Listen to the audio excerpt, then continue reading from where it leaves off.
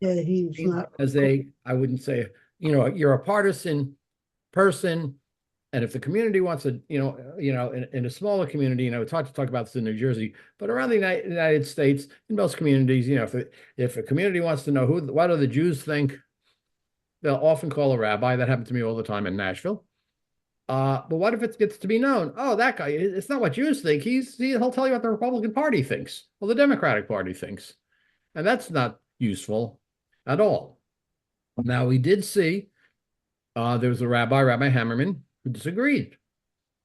He felt that the moral issues were so intense at this point that it wasn't good enough to just talk about values, but we are really in a time where we have to be very specific about candidates and their positions because the moral issues are just so great.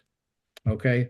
And we saw those. And then let's take a look now at those two sermons, because as I'm sure we are all aware, in New York City, there was a mayoral race, and the major candidates were Mamdani and Cuomo, and that Mamdani made it very clear he was opposed to Zionism. He was asked to condemn the phrase globalize the Intifada, and he didn't really do that. And he was someone that was the Jewish community had a real split about. Now, two prominent rabbis, two of the more prominent rabbis, two of them, let's say the two non-Orthodox rabbis in Manhattan,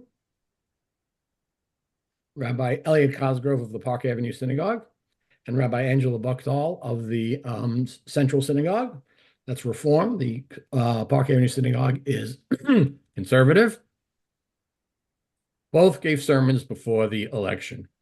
And by the way, I thought that, but I will say this, I think it's totally appropriate that both rabbis gave sermons. You may disagree with their conclusions, but this clearly was a major issue for the Jewish community.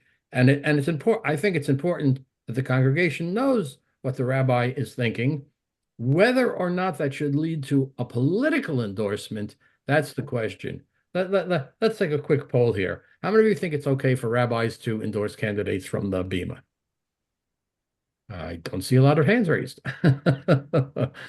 Would anyone agree that an endorsement is appropriate if the rabbi feels that the person who is being one of the candidates' positions are so inimical to Jewish interests? I mean, could there be an exception to your feeling that you shouldn't endorse?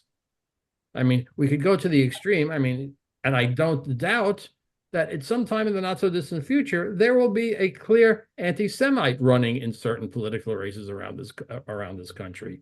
Now, you could argue, well, it's pretty obvious you vote against him, but is it okay? Well, let's take a look at the two positions here. Okay, we have two positions, 1 and 1. All right.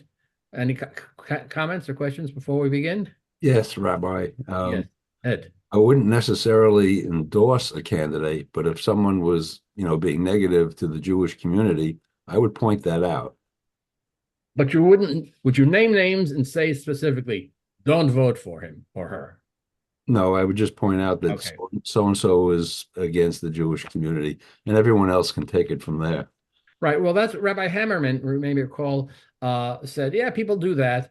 But he felt, now again, you can agree with him that, I mean, come on, he said, let's be clear, guys. This is, hint, hint, he used the Monty Python, hint, hint, hint, hint, wink, wink, wink, wink.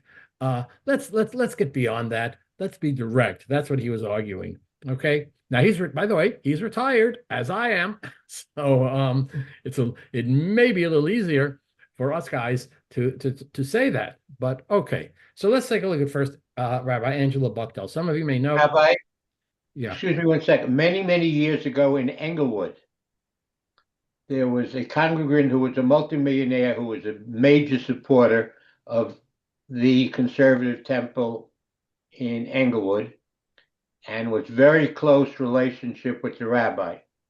and the candidate was running for local office, and the rabbi literally said to his congregation, "Do not vote for him." That created such a divide. Almost one quarter of the congregation left, and they all went elsewhere, including this guy who never gave another nickel to the temple. My understanding that congregation no longer is terribly viable. It's for various reasons. It's kind of Exactly. gone tremendously. Now that may not be the reason, but it has definitely gone downhill. Now that's again, as we said, one of those four reasons why you don't want to endorse the You want type. to alienate anybody. Okay, now you want to now on the other that does happen. Yeah, I'm someone speaking. I can't hear. Yes, no, no. Oh, not sure who that was, but Yeah. And some other things. I think they're asking Jerry who was that? I don't know. I don't know names. I don't know if we need to name names. No, I'm not going to name. Okay, we don't have to name names. All right, but there are, by the way, there are in Bergen County people who are very prominent in the Jewish community who run for elections, right? Including in this town and in this county. So we'll see. By the way, welcome. I see Tammy is here and Fran. Good to see you guys, and Eddie and Carol. Good. Okay, so here's Rabbi Buckdown. The Central Synagogue is one of the largest synagogues in Manhattan, if not the largest. If you want to join the synagogue, you show up and they tell you, get on the waiting list. And 2 years from now, if we have an opening, we'll let you join. This is how popular the synagogue is. This is the one that's on the Jewish Broadcasting Network on Friday night. You can get them on your TV, on the cable. You can get them online. Rabbi Buckdahl actually just wrote a book, which I've read actually, about her work and the fact that she had a Korean mother and an American Jewish father, and her life and beginning to become the rabbi of the congregation and many of the obstacles she had to overcome. She is a very popular rabbi. She's a rabbi and a cantor, by the way. She first got a cantorial degree and then got her rabbi's degree. Okay, so all right, and she was on sabbatical last year. As actually just came back from sabbatical last week. Okay, so I'm accustomed to family emergencies necessitating a change in plans. And even though I'm on sabbatical, I knew, look at this. She was on sabbatical and she came back from her sabbatical to give a sermon on this topic. That's a big deal, guys. You know, this is a big deal. Okay. I sent you a letter condemning, reaffirming my condemnation of anti-Zionism and anti-Semitic rhetoric, support of Israel and Zionism, and why I no longer sign public letters. That's even further going, you know, not just saying I don't endorse candidates. You know how many letters I get over the course of a year? You know, Rabbi signed this letter, Rabbi signed, I get dozens of letters. Of course, I'm not in the pulpit anymore, so I don't care. Sorry, but it's very easy for me to sign letters. And I do sign letters. I've signed more than a few letters over the past year. Okay. Some of you agreed, some not. Okay. So here he was. Now here she is. It's very interesting. She is going to even talk about the Torah portion. It's a sermon on Torah portion, Lech Lecha. You know, God says to Abraham, Lech Lecha, go, go forth from your home, go forth from your, you know, go out, leave Haran and go to the land of Israel. Okay. Many of you share this, that this is an existential moment for our Jewish community. That will see Rabbi Cosgrove make that same point, of course, that election in New York was existential. Some fear that in the most Jewish city in the world, we are becoming strangers once again. I share many of those fears. So she's even beginning by saying, I've got some problems, right? Where anti-Zionism rhetoric is normalized and contagious. What she is saying, and I think is absolutely correct, and Mamdani has been elected, that it's not, yes, he doesn't make foreign policy, but he certainly is now a much stronger voice in the nation and in the Democratic Party, right? Where Israel is singularly and repeatedly called out and demonized as the worst actor in the world. You know, all the issues that are becoming. I'm terrified how anti-Zionist rhetoric and anti-Semitic tropes have led to some deadly violence against Jews. By the way, notice she's separating anti-Zionist and anti-Semitism.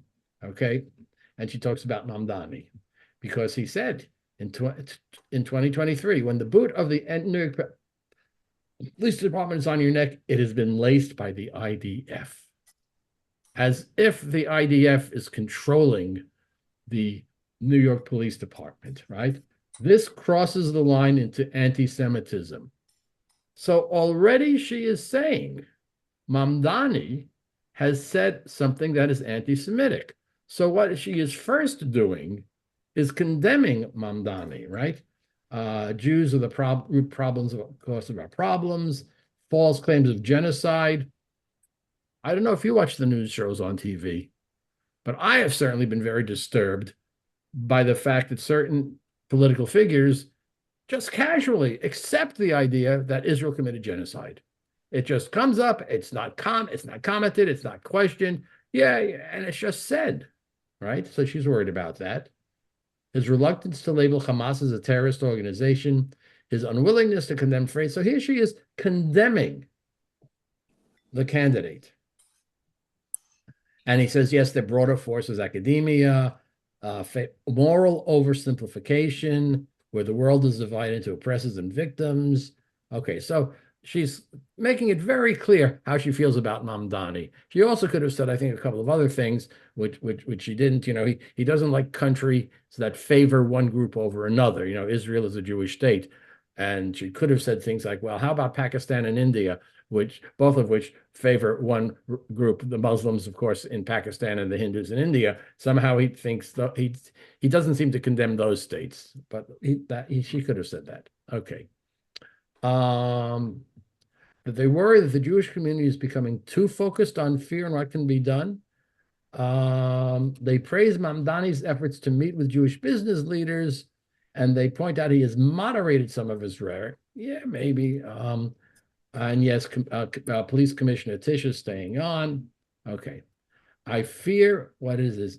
It is the way we are trying to impose a litmus test on other Jews. By the way, do you think that's, you know, in other words, she's saying one of the problems with Mamdani is that he has created a cleavage in the Jewish community, rabbi against rabbi, family people who disagree with him. Whoever becomes our next mayor, we still have to fight larger threats. Okay. Here is where she gets into how she sees it. And we'll talk about whether we agree that this is a sufficient condemnation or if this is not strong enough. What did she do? She quoted from Yossi Klein Halevi from the Shalom Hartman Institute. By the way, Yossi Klein Halevi is one of the people, Israelis, who when I listen to very seriously. I think his view of the world and of Zionism is very close to my own. It's a little bit to the right, but okay. But generally, he's a scholar. He started in the Jewish Defense League in the United States, made Aliyah, then realized how bad JDL was, and Kahana no longer supported them. He's written many books, all of which I recommend, and he's a very, very thoughtful observer of the Jewish world. He has a podcast with Daniel Hartman, which I listen to. So here's how she tries to place it, okay? Quoting Yossi Klein Halevi, he calls Passover Jews and Purim Jews, who prioritize two contrasting things. Passover Jews are shaped by the Jewish cant to remember we were slaves, so we must look out for those who are most vulnerable. This Jewish memory teaches us the need for empathy, bridge building, and justice. Purim Jews are shaped by the Jewish command to remember Amalek. We read the Torah. We mention Amalek, and we see that Haman is a descendant of Amalek, according to the rabbis. Understand that in every generation there are enemies who rise to destroy us, so we must look after the Jewish people. In other words, she's talking really, I think, about universalism versus particularism. Is the greater Jewish motivation a motivation for justice for all peoples, or is there a greater Jewish motivation? And how do you weigh that we are concerned about threats that come to us? Okay. Now she says both are necessary. Compassion without caution is reckless naivete. Vigilance without empathy is paranoia or despair. So she says there are both Purim and Passover Jews in this congregation, right? To your right, to your left and right are people who voted for Trump and Harris, who will vote for Cuomo and Mamdani and maybe even Sliwa, right? By the way, this is the Upper West Side. This is not a congregation. It's not, I'll make it clear, contrast. This is not B'nai Jeshurun on the west side. And congregation B'nai Jeshurun, it's very clear the rabbis, the congregations are left of center. If you're not as far left of center as they are, you may feel uncomfortable there. Or I tell you, I've been there many times, and I will say it's very clear where BJ is. They're further left of center than I am, and I often don't agree with them. But boy, I really like their services. So, what can I say? So, but it's very clear that if you're really right of center, you're not going to feel comfortable at BJ. But what she is saying, that this congregation has people from and it's the Upper East Side, right? And the Upper East Side is one of the more Republican areas of New York City, right? But people are attracted to Central Synagogue probably more because of their inclusiveness, the feelings of their services, a lot of things, not because it's a congregation that is not attracted to its rabbi because its rabbi's views totally align with their political views. And she's correct about that. So she's looking at a congregation that she knows and says, you're on the left and on the right. Okay. So what does she say? I will not remain silent when politicians ignore our tradition's command not to oppress the stranger. And she also says, I will continue to speak forcefully about moral issues, thanking President Biden, thanking President Trump for bringing home the hostages. I will not remain silent when politicians ignore our tradition's command not to oppress the stranger, whether the stranger is a refugee or not. Okay. None of this requires endorsing. So here she's making very clear. I will talk about values, but I will not endorse. Them. It's not hard to foresee the dangers. Yes, we've mentioned that. She doesn't sign some letters. So what has she said? At the end of the day, this endorsing one or the other, this divides us and hurts us all. That would be a true danger, a fracture in our Jewish family, including this one. We are facing real fears. And we are facing real threats. And because of what I want to, so she's not endorsing. She's made it very clear that Mamdani is a threat. But what she has done is actually, I would argue, she's saying that there are people who are attracted to Mamdani because of his positions on helping those who are in need, right? A universal daycare, free bus fares. Therefore, those positions can align with Jewish values. So she's not going to talk about endorsing them. She went to Hillel. She saw some Jewish students. We will honor both our vigilance and our empathy, right? Purim Jews and Passover Jews, both our particularism and our universalism. That's what, she's basically saying, if you're concerned about universalism, Mamdani has some good things to do, say. And if you're concerned about our particularism, yes, you have things that you're worried about. So how does she end? But we have walked this path before. We will find our way forward if we walk together. It's a kind of a plea for unity. We will honor both our vigilance and our empathy, both our particularism and our universalism. We will listen even when it's hard, and in doing so, I am confident we will fulfill God's promise and we will be a blessing. And did you find that satisfying? Do you think she did a good job? Yes. Comments? Yes, very I good. do. Okay, Rini, what do you think? I do. She said she's not going to give her opinion, but we should all listen to each other and then make our own choices, but respect each other for our choices. And the ultimate thing is that we all stick together, whether we agree with each other or not. And I thought she did it in a beautiful way. Okay, any other comments about this sermon? David, you're still muted. Don't tell them. Hit this. You can just hit the space bar. Okay, you hear me now? Yeah. Okay, good, good. I think Ed last week um, said it very well. It's sometimes things are black and white. Ask yourself the question, when she went into the voting booth, who did she vote for? Okay. I think she made it very clear. Oh, yeah, right. And um, to me, the overriding thing um, is the role of clergy in elections. And I think it was a travesty with what happened with the IRS. Okay. Um, that the religious leaders look, you can be a Southern Baptist minister, and then you argue particular positions, and people could tell who he's voting for or she is voting for.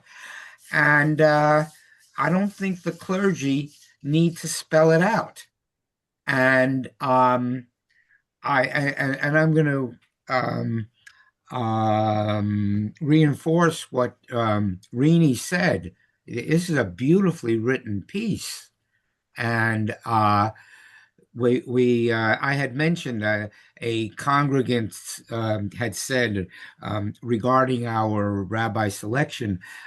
This particular congregant said that I don't want to listen to a rabbi and in 5 minutes know who he's voted for. Okay, and well, okay. I think that is, I'm kind of contradicting myself because you can tell who they voted for. But anyway, what that congregant wants is a sense of you're there for religious reasons, morality, spirituality, and the clergyman does not have to um, take up a political endorsement. Okay. Okay. All right. Anyone else? Any other comments on Rabbi Buchdahl's sermon? Charlie, what did you think? Well, I agree that I like her argument. I think the basic thing she's driving at is that we need unity more than anything else. If we get disunited, if we split apart, which with current politics is very easy to do, if we split into half synagogue that likes this one and half the synagogue likes that one, and it's a very divisive environment. I think the rabbi is right. Let's stay united. Let's condemn people who were doing the wrong thing, which she did. And she tells it as it is, but she just stays away from the final endorsement. Okay. So I think she's walked the line, and I think she's done a good job doing it. Okay. Any other comment on that, sir? Tammy, were you going to comment? Yeah, I was going to say the same thing. That she really said how she feels, in the beginning, and she's trying to keep the people together. Just as Sarah Hurwitz said, and she said about the Jews and the Jews in Israel, that once they're divided, they're more vulnerable. So, and I think she's talking about what we said last week. She's talking to the issues and not the candidates. So she's saying everything wrong that Mandani stands for, but she's putting it in the form of an issue instead of saying, don't vote for him, but he's not for this, he's not for this, he's not for this. But, but she also has respect for people who have another opinion. But she could also said at the end, think, put your mind to what you feel is right. And then let's stay together. Okay. Any other comments? Yeah. Something that I'm very impressed with here. Universalism versus particularism, and the Passover Jew and the Purim Jew. I've never heard that before. And wow, I must say, in years, and I'll share with you, my mother-in-law was a Universalist, okay? And she couldn't stand the Crusades and of what happened, that because of religion, particular religions, so many people, she just used that, got killed. She just used that as an example. And the one argument that I was able to counter her with that she never was able to answer, and I knew her for about 30 years till she passed away, a bright woman, okay, um, was that you have particulars. You have like the Eskimos have about over 50 words for snow because it's a particular culture. And at the equator, the rainforest, you don't have any words for snow. The Jewish people have many words for God. And their people naturally relate to particulars. And it's a tension in existence. And I think that Buckhart, really, Rabbi Buckhart, really gets into that too. And I think that that's important because Yeah. I'm hit by my kids all the time. Oh, you're too Jewish, and yet I'm universal also. But it's been an argument with this generation, the millennials, that I find them and their friends that there's room for particulars in this world. Just don't hurt anyone. Yeah, and let's recognize that she's speaking at one of the leading Reform congregations in America. Okay. And by the way, when we talk about anti-Zionism, recognize that the Reform movement was anti-Zionist, as was many parts of the Orthodox movement up until the end of World War II. And actually, anti-Zionism was almost a statement of who the Reform movement is. The Reform movement, if any, it was universalist in many ways. So she's talking from the Central Synagogue. I would say this. I would have liked to have heard, I liked what she did with the Purim and the Passover. I like to shake up people. And I would like to have said, for those of you who are more concerned with she was trying to say to the people in her congregation who support Mamdani, she was trying to also say that there's validity in some of their concerns. I would have liked to have challenged a little more both sides. I like to challenge sides. She did that to some degree, which I think was pretty clear, when she was challenging Mamdani. I think she could have also challenged some of the other side as well. But yes, she did not say who she was going to vote for, but I think she made it very clear. I would have said, frankly, I'm a little more concerned with some of the things, even more concerned than she is. So she used all of the arguments that we heard before, not wanting to divide the congregation. And as you can see, she ended by a cry for unity and a more positive view of the future. Okay. Tammy? To be clear, unequivocally, and on the record, I believe Zohn Mandami poses danger to the security of New York Jewish community. And I would have said at that point, and remember, Hitler started with little steps also. Okay. One could have said that. One could have, I think it's possible to validate both the positive and negative aspects of those who supported Mamdani. And there were Jews who support Mamdani, and you could say, yeah, look at some of the positive things he's talking about. And also, but by the way, worry about this. And done the same thing for those who, both of those who opposed and supported him. Okay. One could have done that, but she did to some degree, and she tried to bring it together with this, end with that time that she was with the Hillel students, and let's think more about the positive future that we have together. Elliot Cosgrove felt a little bit differently. And this sermon got a lot of publicity. This sermon was given not during services. What he did was he said to the congregation, after the regular service is over, I'm going to give my sermon. A warning. What do they call that? Those types of warnings nowadays. And said, I'm going to talk politics. And if you don't want to hear, you don't have to stay around. I'm going to talk after the services. And so when services were over, he gave this sermon. It got a lot of publicity. It was in all the papers, as they say, and it was also, online. You could see what he had to say. So now this is again October 16th. She gave her sermon, I think, just the following week, I believe, November 1st. Oh, close, very close to the election. Okay, he's giving it a couple of weeks before. Okay, so he starts out, to be clear, unequivocal, and on the record. I believe Zohran Mamdani poses a danger to the security of the New York Jewish community, right? We talked about the wink, wink, the way rabbis talk about values and stuff. He's having none of that. He's going to say right from the beginning, I want you to know what I'm talking about. I'm not going to lead up to this. I want you to know exactly what I think. So, I mean, I think this is a critical issue. The degree to which you believe that that Mamdani poses a danger, you can say this is a 5-alarm fire, and I've got to say something about it.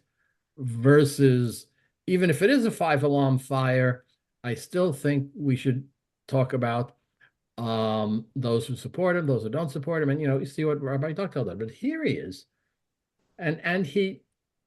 Also, actually, just as Rabbi Bakhtol, he says some of the same things, exact same things. Globalizing Intifada, denial of Israel's legitimacy as a Jewish state. Now, he adds a few, because he's against Mamdani, calls to arrest Bibi, should he enter New York, accusations of genocide. He is a danger to the Jewish body politics. For those of you who heard what I said over the high holidays, my word should come as no surprise. Well, I didn't hear what he said over the high holidays. I take it he did not necessarily endorse a candidate, but he was talking about some of the dangers. Okay. Now, here's a very critical point that he makes here. Zionism, Israel, and Jewish self-determination, these are not political preferences or partisan talking points. They are constituent building blocks and inseparable strands of my Jewish identity. So to deny them, he is saying, denies his Jewish identity. To accept me as a Jew, but ask me to check my concern for the people and state of Israel at the door is as nonsensical a proposition as it is offensive. No difference than asking me to reject God, Torah, mitzvot, or any other pillar of my faith. This is such an essential part of who I am that for you to deny it totally denies me. Okay? How we are bound up with the, right? Mamdani's distinction between accepting Jews and denying a Jewish state is not merely a radical sleight of hand or political naivete, though it is, to be clear, both of these things. An anti-Zionist rhetoric has given rise to deadly anti-Semitic violence. Again, this relationship, which we'll talk a little bit more about between the two. Okay. The breaking point, not when he, this is a key part of his argument. Not with his statements, his accusation of genocide, his refusal to name Hamas as a terrorist organization, which in itself is I mean, let's be honest, this is a shocking thing. I don't know how many of you watch TV on news stations where there are now there are now commercials which say, literally, for those of you who are in favor of Hamas, and there's some of these demonstrators do in New York, you should know that Hamas is a terrorist organization, and they talk about what Hamas has done. And it is true that a lot of people overlook, right? The murder, the rapes, all the keeping people hostage, okay? For me, the damning moment came in a statement. Now, let's see what he sees as the most important thing. When he sought to assure the community, right? He said, I am not a Zionist. I'm also not looking to create a city hall or city in my image. I'm going to have people in my administrations who are Zionists, whether literal Zionists or whatever they may be on the spectrum. The comment, anyone see something wrong with that comment? Does it sound okay? No, he's zeroing in on one group. Right. And being almost apologetic. Look, I'll have Zionists there, but he's admitting that, I think, in a very implicit way, but he's against Zionism. He's going to have people who he is against. And Yeah, it's almost a begrudging example saying, that this is I want you to know about the qualifications. I'll have people, but okay, we'll have Zionists and anti-Zionists. Now, here's how Cosgrove looks at it. He talks about a movie, opening an Italian restaurant, eggplant palm on Tuesdays, half-price chopped salad, a non-reduced restricted place where anyone can come, even Jews are welcome. This is the two guys talking in a movie about opening up an Italian restaurant. One of them says, well, why wouldn't they? Why even bring that up? You don't bring it up, you just let them in. So why mention it? Ted responds, no one will. Around and around they go. A parody of casual bigotry that hides the veneer of friendliness. The absurdity of believing that Jewish inclusion is something to be granted or announced, rather than assumed to be a given. In other words, Mamdani had to make a point about certain types of Jews. Okay? When Mamdani says that Zionists are welcome in his administration, he may think he's offering reassurance, but he's revealing something much darker. The assumption that Jewish self-determination is an ideology to be tolerated, rather than a birthright to be respected. Here's the key moment.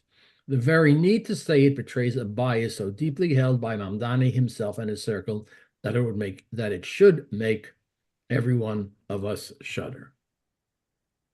Any comments on that? Now, here that is really a key point for Cosgrove. By the way, in reality, the vast majority of people that Mamdani has appointed are Jews. The vast majority, with one exception, are non-Zionists. I have to tell you, was it a surprise during the snowstorm? Where did Mamdani go to shovel snow? He likes the Jewish community. Did any of you know this? Watch that? Satmar, you told me. Satmar, right. He went to Williamsburg to show that he really likes the Jews by shoveling snow in the Satmar. And of course, some of you may know, Satmar is totally opposed to Zionism. So I have to say, when I saw that, I was like, okay. Yeah, but by the way, I think he should have gone to Crown Heights when the car went into the headquarters of the Lubavitch. I think that would have been more. After the car, yeah. I think that would have been more meaningful. I think so too, but okay. Mamdani poses a danger to the security of the Jewish people, and if you play out a chess game of Democratic Party politics, a danger that could have much wider. Right. It validates anti-Zionism.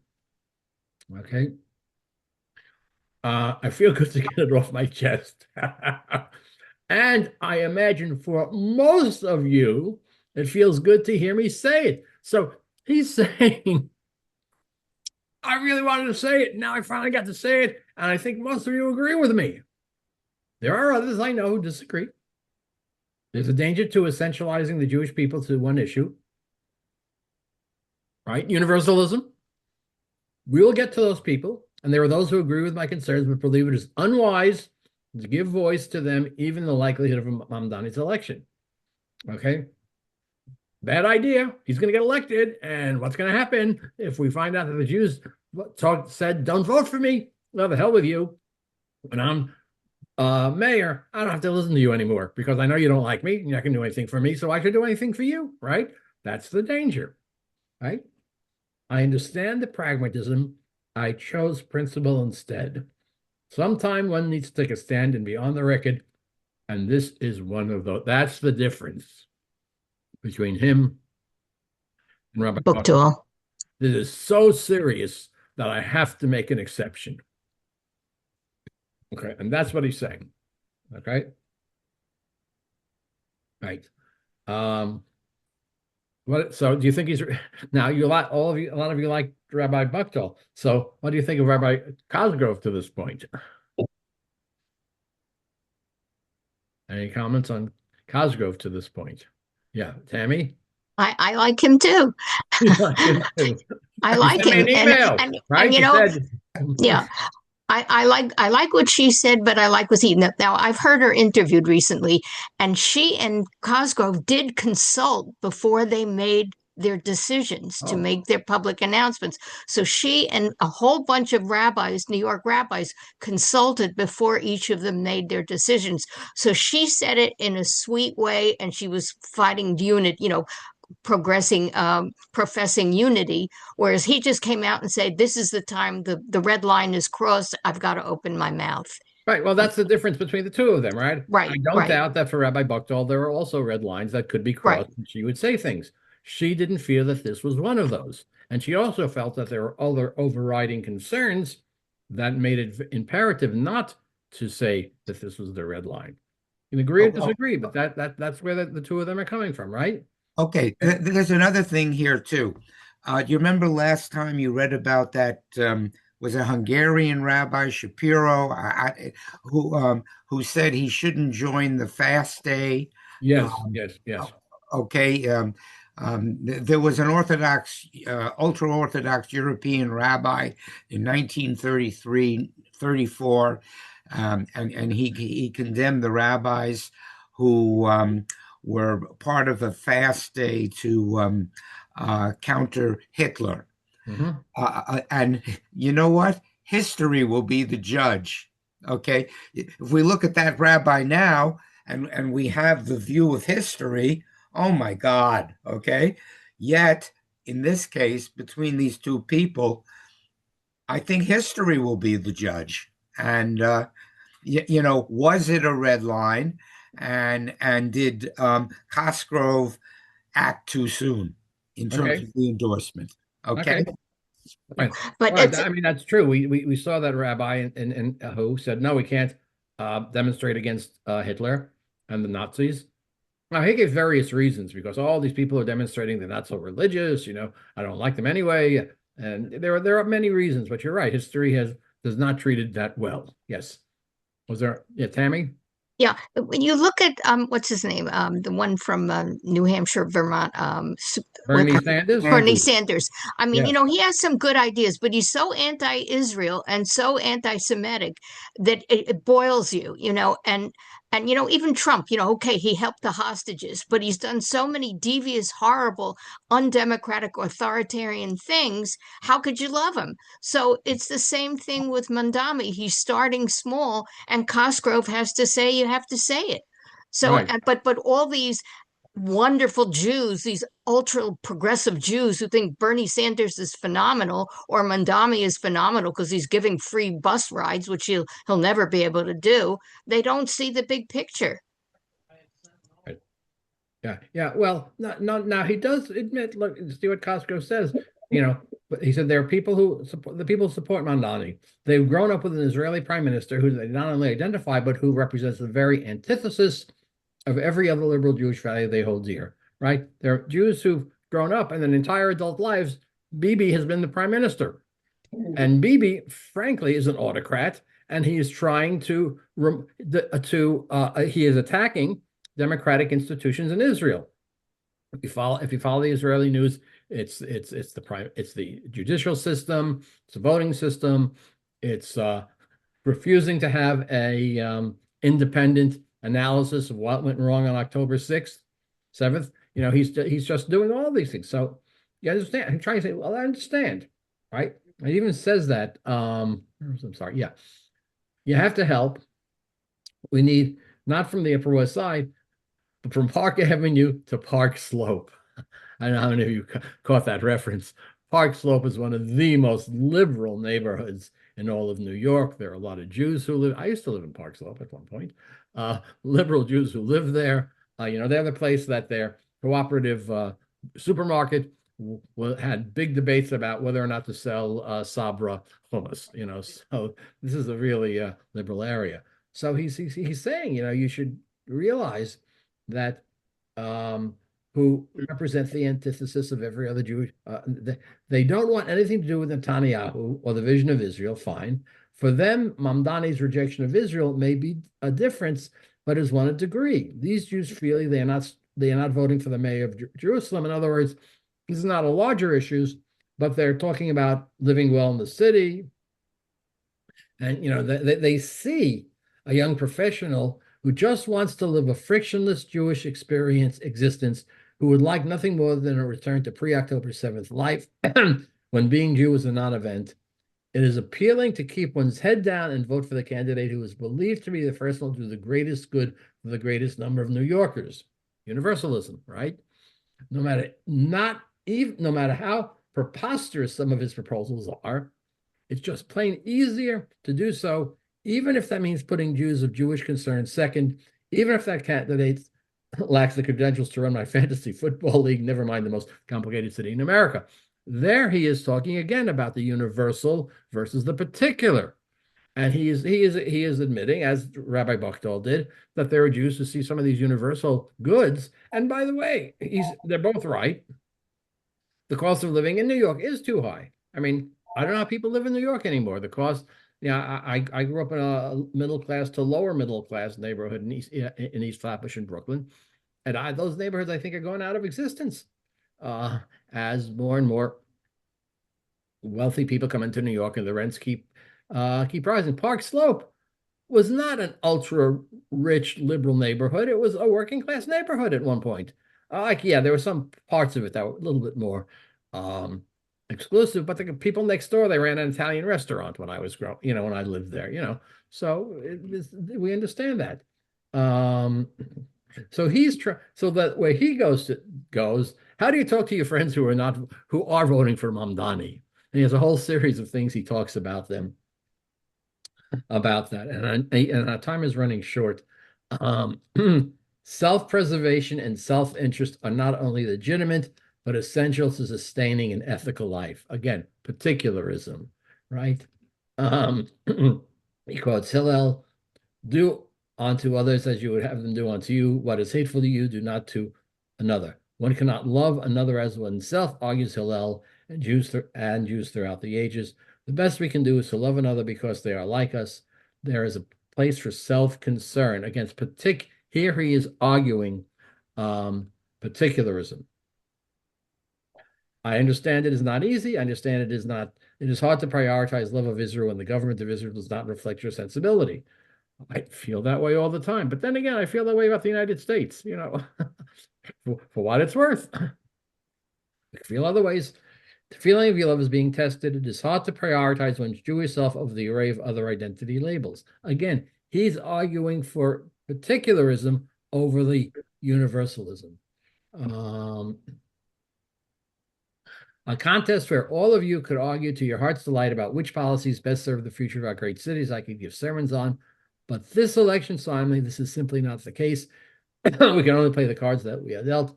I choose to play that safeguards the Jewish people, particularism, protects our community, ensures our seat at the table. I choose steadiness over spectacle, tested loyalty over reckless gamble. Whoa, okay. Wondering what our long-term interest. There are options in front of us. We are wrestling within each other. We know how to make a choice. What makes us human. It is not easy, so let us choose wisely to engage, to mobilize, to turn conviction into action, self-concern into balance, and most of all, to vote. Now is the time to make your voice heard. Okay. Are you more pleased? Would you rather have had your rabbi speak like Rabbi Buchdahl or like Rabbi Cosgrove? Charlie? Just a comment. Rabbi Cosgrove did not endorse anybody. He criticized Bandani, but he didn't endorse anyone. No, Buchdahl did not say, I'm saying you got to vote for somebody other than Mamdani. Okay, Cosgrove right. did. So how would you? Did he endorse Cuomo? Did he endorse Cuomo? No. Not exactly, but he made it clear, vote for anybody but Mamdani is really pretty much what he said. And everyone knows, and I think everybody knew that Silva had less than zero chance of winning. Okay, I think the problem that they both did not tackle the problem of the Jewish support for Mamdani, both in the streets and financially.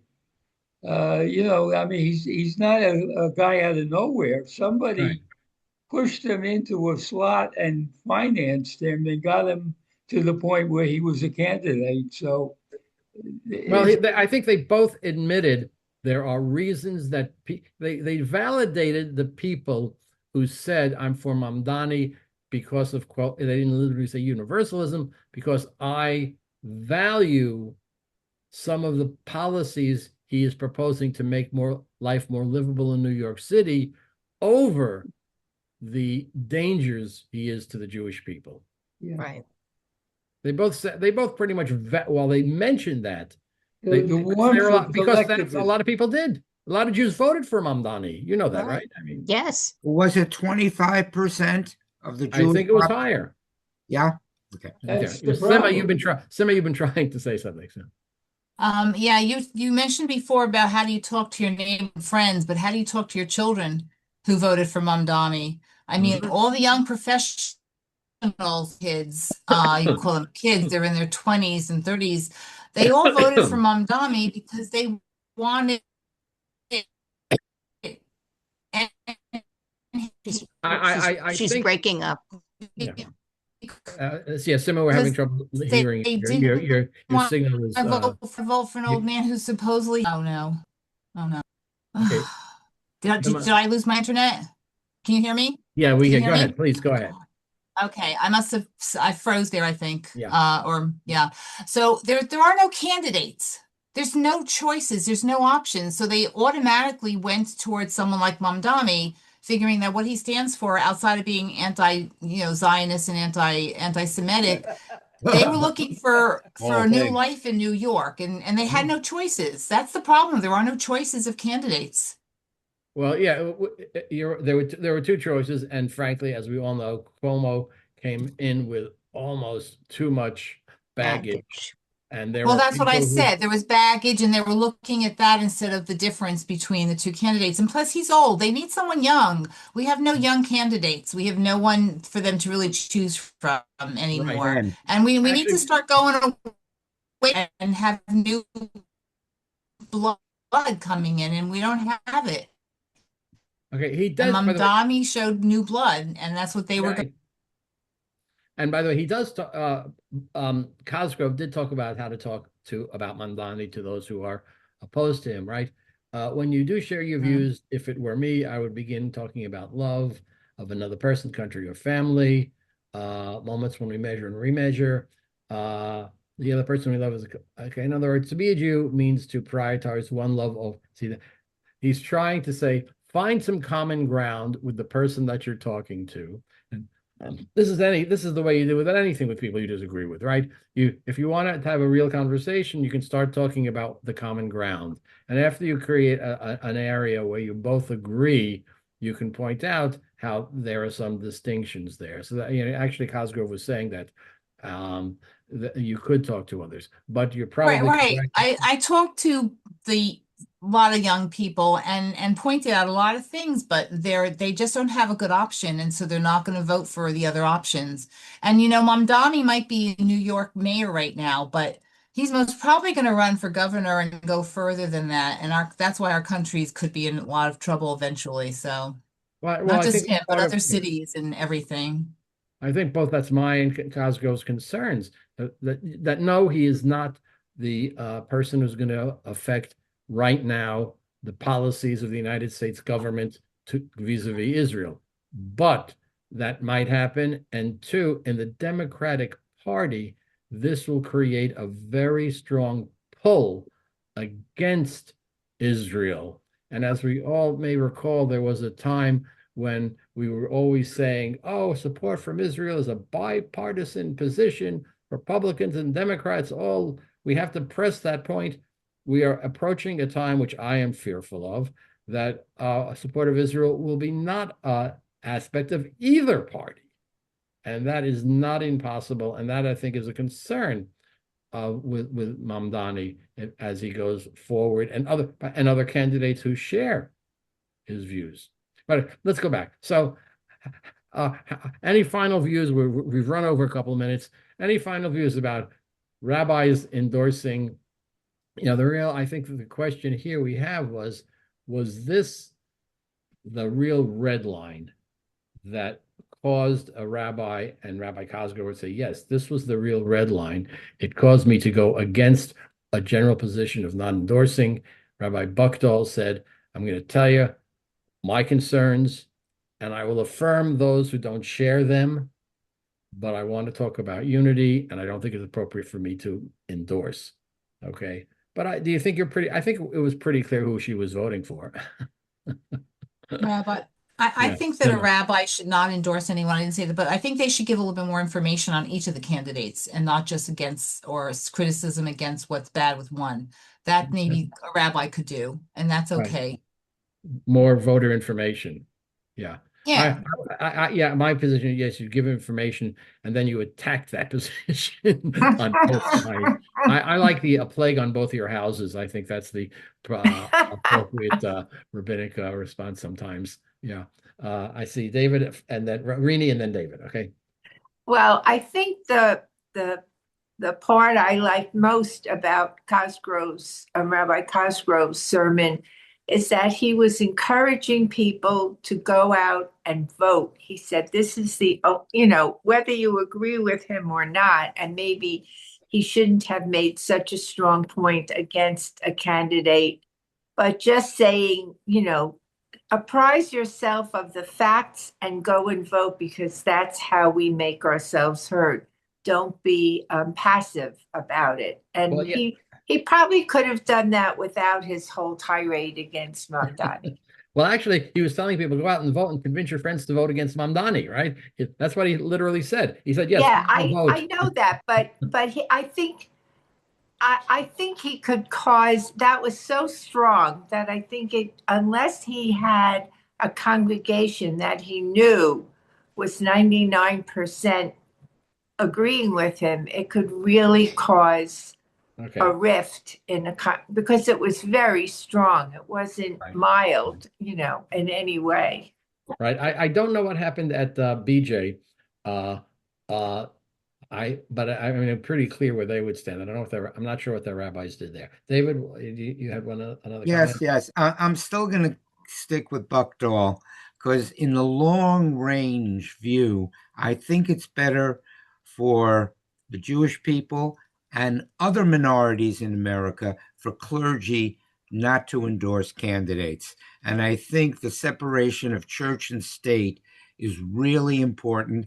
And we could still address, as Buckdahl did, the dangers of Mamdani. Okay, but as Ed said last time, it's black and white in of who the rabbi is going to vote for based on the values, based on Jewish sources that's being presented. Right, but based on the rabbi's reading of Jewish sources, because there would be yes, that's subjective too. That's subjective too. Right, would read the universal over and as you yourself, David, said, history will tell. What are we going to say about these two, 5, 10, 20 years from today? I don't know. Maybe it was a real red line or maybe not. Ed, do you have a comment? Yeah, one last comment. I was curious to find out what these two rabbis would write about the President of the United States. My guess is that both of them have condemned many of his policies. I'm sure they have. I'm sure they have. But Ed, they praised any? I'm sorry? Have they praised any? Yes. Well, you see, Buckdahl praised Trump for what he did to get the hostages back, and I did too. Okay, I mean, there's a mixed bag with all these people, and we have to report it properly. We have to tell the whole story. Okay. Ed, did we start recording at the beginning? I forgot. I started it when I logged on. Thank you. Okay, we ran a little late, but this is, I think, a very important issue here, and it's good to see what these two rabbis said in your responses. So I then, to those of you who are all here, I said this at the beginning, I think it would be worthwhile if we as a class dig deeper into anti-Semitism and anti-Zionism. Yes. What they are, how they relate. Are they the same? Are they not the same? How the American Jewish community is relating to them. So for the next couple of weeks, why don't we take a look at anti-Zionism and anti-Semitism, which is a little off of the topic that I said, this is supposed to be about morals and ethics, but this is more about history and politics. But I think it's worthwhile. Would we agree? Yes. Yes, we do.